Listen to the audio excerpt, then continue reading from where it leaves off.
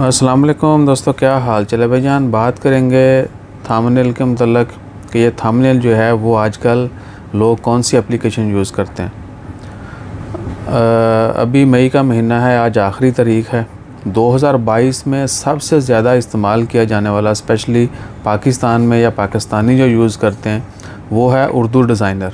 ये लोगो आप दे सकते हैं, आप भी डाउनलोड करके थंबनेल जो है बेहतरीन अंदाज में बना सकते हैं। आम लोग जो हैं वो बनी बनाई टेम्पलेट यूज़ करते हैं, बाकी हमारी तरह के थोड़े जो मेहनत करने वाले लोग हैं वो इधर उधर का जुगाड़ लगा के थोड़ा क्रिएटिविटी जो है वो करते हैं, तो थोड़ा एक डिफरेंट यानी रूटीन से हट के थंबनेल बनता है।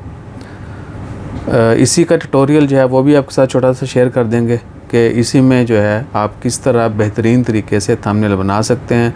बाकी आपकी अपनी अपनी चॉइस है किस डिज़ाइन का बनाना है, कैसे कैसे क्या लिखना है, कौन सी जो है फॉर्मेट यूज़ करनी है, लैंग्वेज और उसका जो है कह लें कि फ़ॉन्ट जो है कौन सा यूज़ करना है।